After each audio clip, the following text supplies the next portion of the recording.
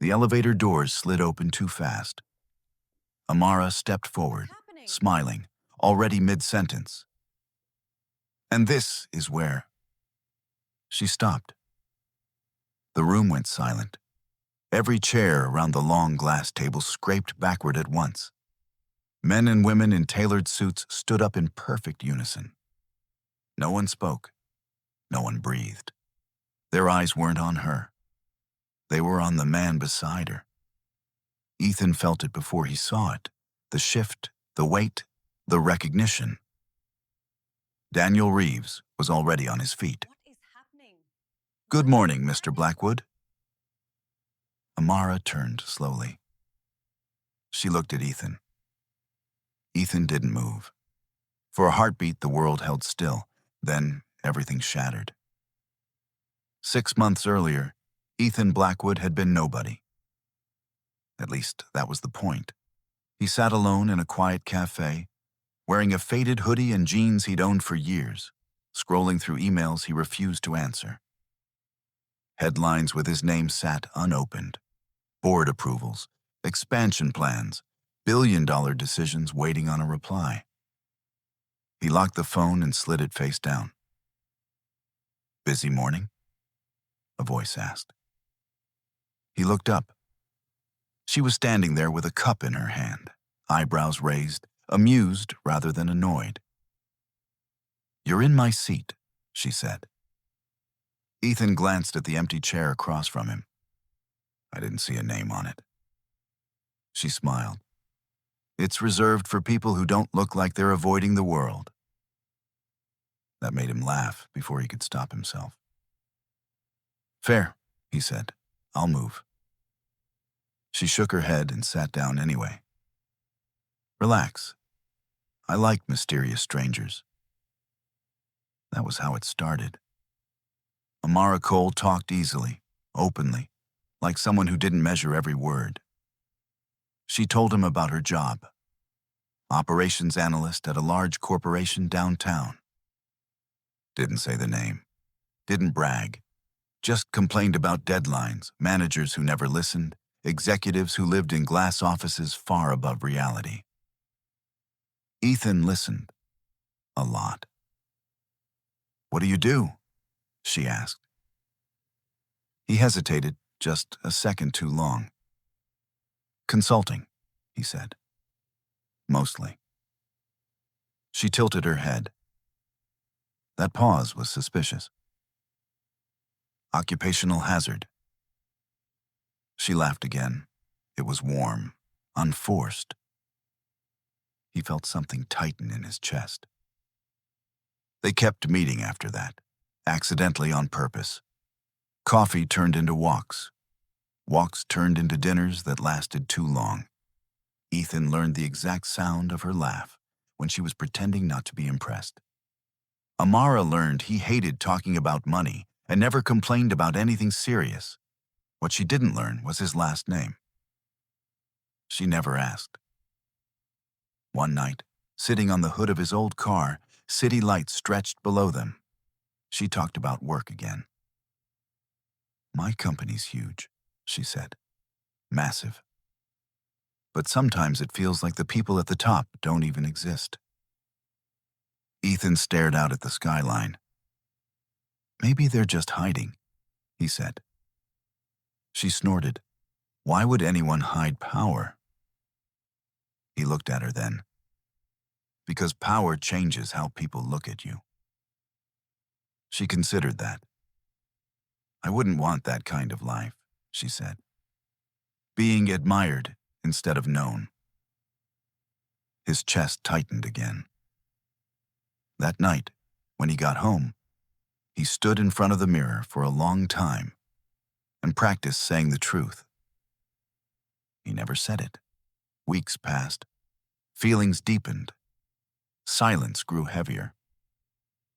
Amara introduced him to her friend Lena one evening.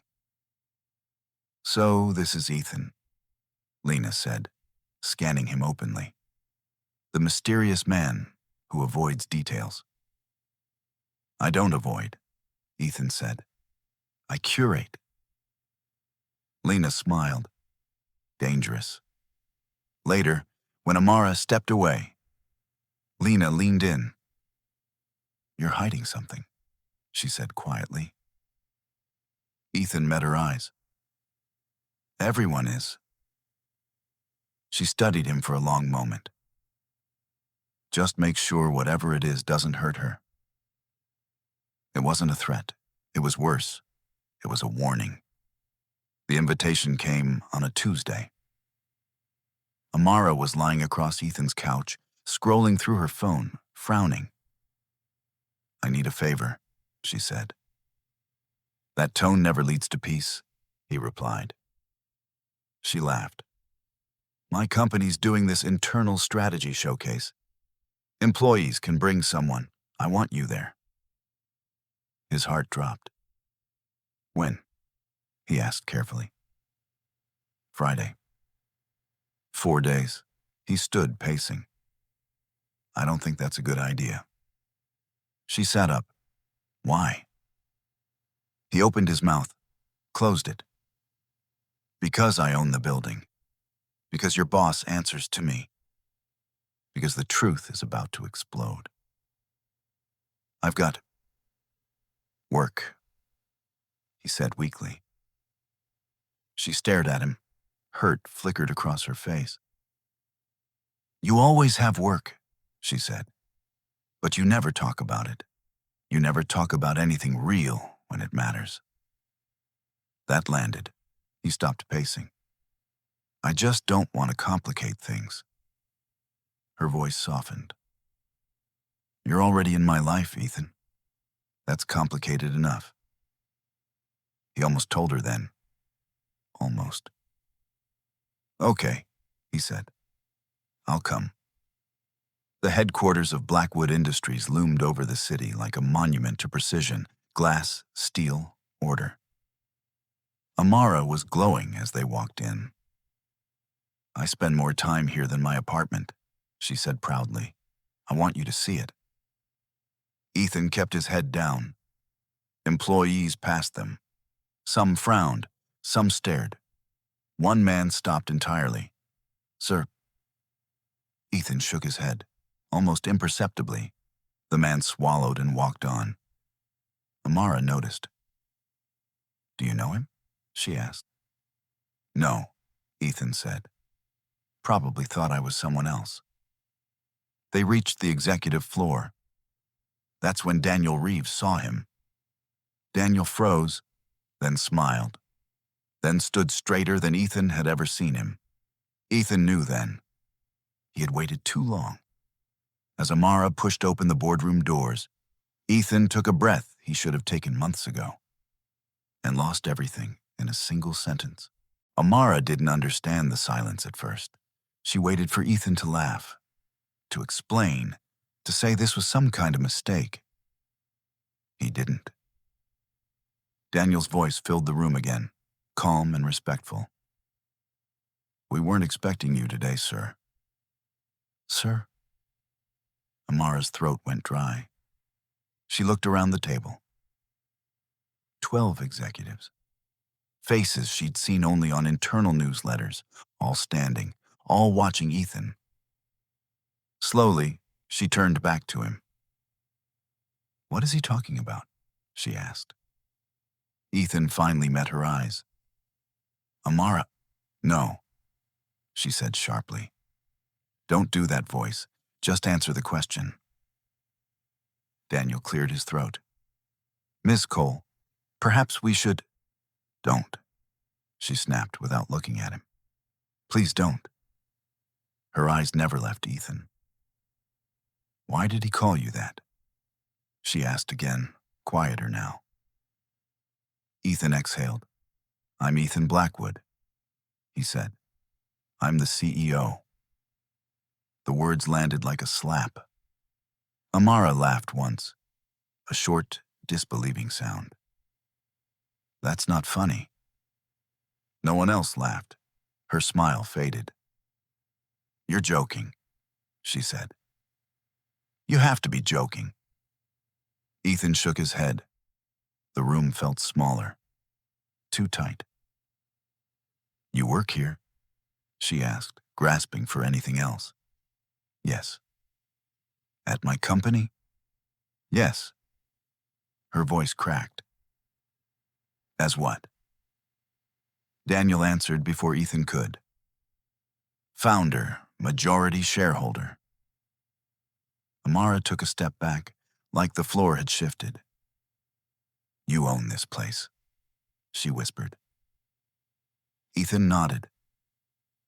She stared at him for a long moment, searching his face for the man she thought she knew, the one who wore old sneakers. The one who complained about bad coffee. The one who said he hated talking about money. You lied to me, she said. I didn't. You let me talk, she cut in. You let me complain about leadership, about executives who didn't care. You sat there and listened. Her voice rose.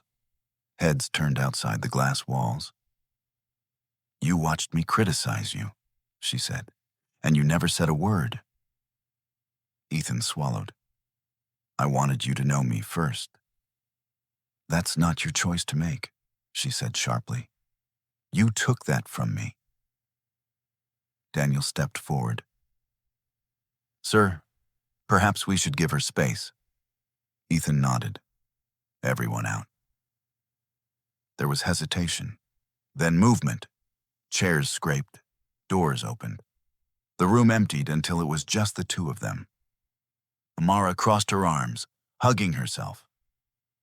How long? She asked. 6 months. Her breath hitched. All that time, she said, shaking her head.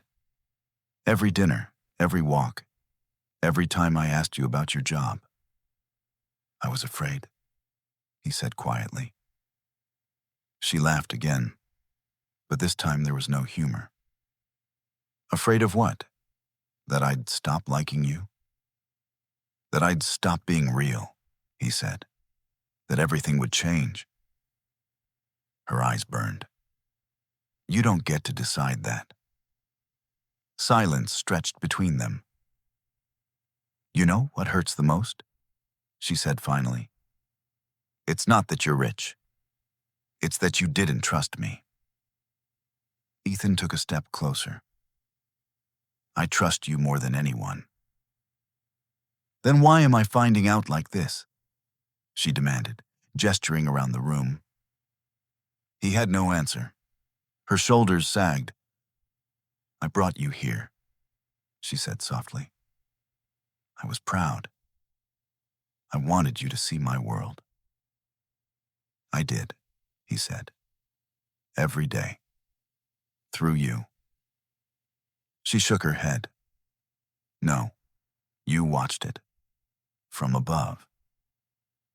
That cut. She grabbed her bag. I can't do this. Amara, please. She paused at the door, hand on the handle. Which part of you was real? She asked without turning around. The man I loved, or the man who owns everything I've worked for? Then she was gone. The door closed quietly behind her. Ethan stood alone in the room that suddenly felt like a cage. The fallout was immediate. Emails flooded in, messages, apologies from executives, offers to smooth things over. He ignored all of it. That night, he sat in his apartment, lights off, staring at his phone. No messages from Amara. He typed, deleted, typed again. I should have told you sooner. Deleted. I never meant to hurt you. Deleted. Finally, he sent only this. I'm sorry I took your choice away. I understand if you never want to see me again. The message showed as delivered. No reply. At work the next day, Amara didn't show up. Lena found her instead, sitting on the steps outside her apartment, staring into nothing. So, Lena said, sitting beside her. The mysterious consultant. Amara let out a shaky breath. He owns everything. Lena nodded. I figured it was big. Didn't think it was that big. I feel stupid, Amara said, like I was part of some experiment. You weren't, Lena said firmly. You didn't know. He did, Amara snapped. Every time I talked about my job, about power, about money. Lena was quiet for a moment. Did he ever treat you like less? Amara hesitated. No, she admitted. Did he ever try to control you? No. Did he ever make you feel small? She swallowed. No. Lena leaned back. Then the lie wasn't about power. It was about fear. That doesn't make it okay. No, Lena agreed. But it makes it human. At the office, rumors spread like wildfire. Ethan walked through halls that parted for him like water and felt lonelier than ever. Daniel caught up with him near the elevators. You didn't tell me, Daniel said. I didn't tell anyone. Daniel studied him. You're going to lose her. Ethan nodded. I know. Are you going to fight for her? Ethan looked at the floor numbers ticking by. Not like this, he said. That evening, a company-wide email went out. Short, direct. Ethan Blackwood was stepping down for one day. All executive authority delegated. No meetings, no appearances, just one man. No title. Amara saw it on her phone and frowned. Her doorbell rang an hour later. She didn't open it at first. Then she heard his voice. Amara, it's Ethan, not the CEO. She opened the door. He stood there, hands in his pockets, looking exactly like the man she'd fallen for. No suit, no power, just honesty in his eyes. I'm not here to convince you, he said softly. I just want to talk. As equals, if you'll let me. She stepped aside. 5 minutes, she said. He nodded. That's all I'll ask for. They didn't sit at first. Amara stayed near the window, arms folded. Ethan stood by the door like a guest who knew he might be asked to leave at any moment. You said 5 minutes, she reminded him. I know, he said. I'll keep track. She waited. He didn't rush. That's new, she said quietly. You usually avoid silence. He nodded. I don't want to hide today. That landed heavier than anything else he could have said. She sighed and finally sat on the edge of the couch. Talk. Ethan took a breath. I grew up watching people change when money entered the room. Friends became careful. Strangers became kind. Everyone wanted something. I promised myself that if I ever dated, it would be without the title. So you lied, she said. Yes, he said. No defense, no softening. She looked at him sharply, surprised by the bluntness. I should have told you sooner, he continued. Every day after the first month felt like borrowed time. I kept thinking, just one more normal day. Her voice cracked. And what about me? Was I just another test to see if someone could love you without your billions? No, he said immediately. You were the reason I broke my own rules. She scoffed. That's supposed to help? It's the truth, he said. I didn't plan to fall in love with you. That word hung in the air. She swallowed. You don't get to say that like it fixes things. I know, he said. I'm saying it because it's real. She stood up again, pacing now. Do you know how humiliating that was? walking into that room, finding out everyone knew except me. I hated that moment, he said. I would trade everything I owned to take it back. She stopped pacing. You could have told me before Friday. Yes. You could have told me when I invited you. Yes. You could have told me when I complained about executives who don't listen. Yes. Each word was a nail. Why didn't you? She asked.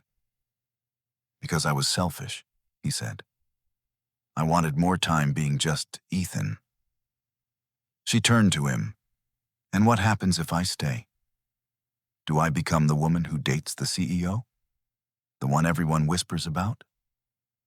I would never let. She cut him off. You can't control that. Power follows you, whether you like it or not. He nodded slowly.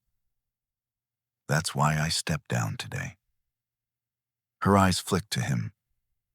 For one day. For today, he said. And for as long as it takes to show you I can meet you where you are.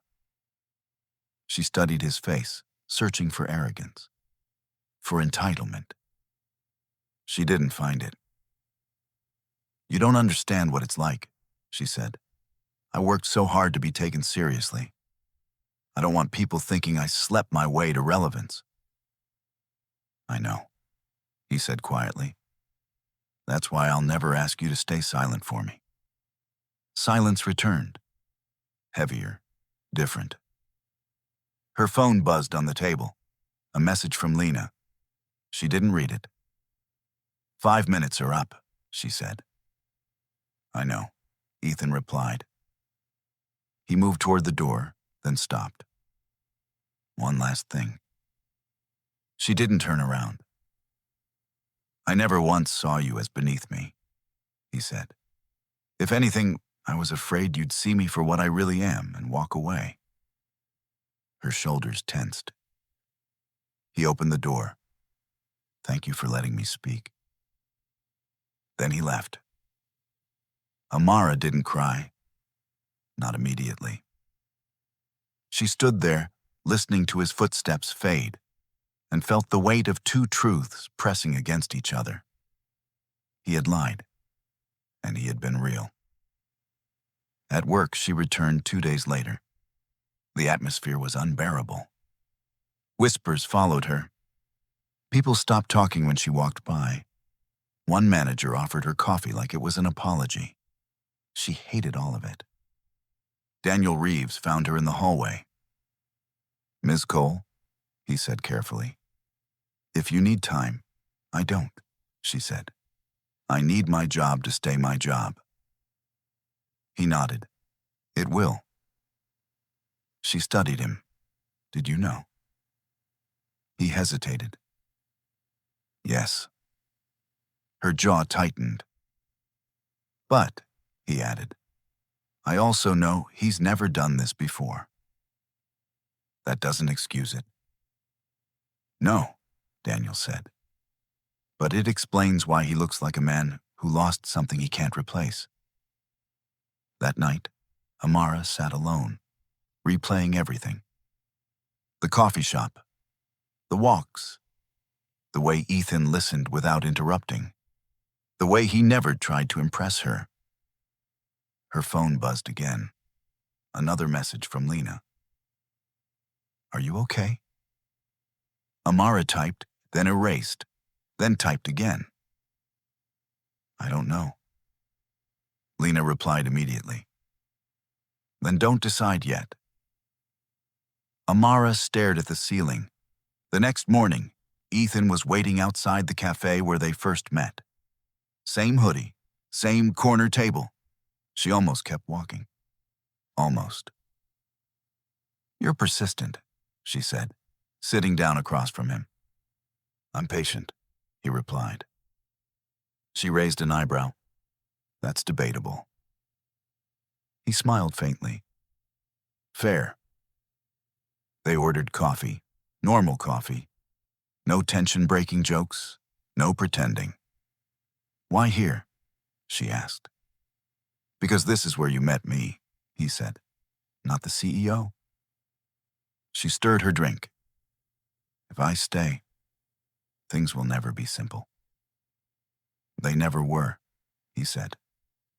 We just pretended. She met his gaze. I need boundaries. Name them. No secrets, she said. Ever. Agreed. No interference with my career. Agreed. No saving me. He smiled. That one might be hard. She didn't smile back. I'm serious. So am I, he said. She leaned back, exhaling. I'm not promising anything. I'm not asking for promises, he said. Just honesty. She looked at him for a long moment. Then start with this, she said. What happens next? He answered without hesitation. We take it slow, he said. As equals. She nodded slowly. That I can live with. They didn't announce anything. That was the first rule. No office whispers. No confirmation. No explanation to anyone who thought they were entitled to one.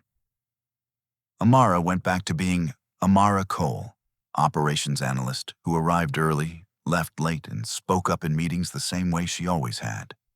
Ethan went back to being Ethan. Only now, he didn't pretend the world wasn't watching. What changed was how he handled it. When someone hinted that Amara's work was getting extra attention, Ethan shut it down publicly. She earned every inch of it, he said in a meeting where no one dared interrupt. And if anyone here thinks otherwise, they're welcome to test that assumption against her results. The room went silent. Amara heard about it later. She didn't thank him. She didn't need to. They met outside the city more often after that. Quiet places, neutral ground, parks, cafes, bookstores, places where no one bowed, no one whispered. One night, sitting across from each other with half-finished plates between them, Amara spoke first. I'm still angry, she said. I know, Ethan replied. And I still care, she added, softer now. He nodded. I know that too. She studied him. Those two things don't cancel each other out. They don't have to, he said. Weeks passed. The tension didn't disappear, but it softened. Conversations grew easier again. Laughter returned, cautious at first, then real. One evening, Amara asked the question she'd been avoiding. Do you ever regret it? She asked. Hiding? Ethan thought for a moment. I regret the timing, not the intention. She nodded. I regret not asking harder questions. They smiled at each other, a shared acceptance settling in. At work, Amara was offered a promotion. She didn't assume anything. She declined the first offer and asked for the criteria instead. When she earned it 3 months later, no one questioned why. That mattered more than any title. The day Ethan officially returned to full duties, he asked Amara to meet him, not at the office, not at home, but back at the cafe. The same table, the same corner. I'm not stepping back from my life, he said plainly. But I won't hide it from you either. If that's too much, say it now. Amara wrapped her hands around her cup. It is a lot, she said. But I don't want small anymore. He smiled, relieved, but careful. Neither do I.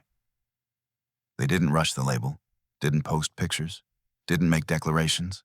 They just showed up. One evening, months later, Lena joined them for dinner. So? Lena said, smirking. Still undercover? Ethan laughed. Retired. Good, Lena said, because she hates secrets. Amara rolled her eyes. I hate bad ones. Lena raised her glass.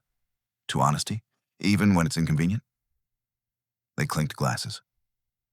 Later that night, as Amara and Ethan walked through quiet streets, she stopped suddenly.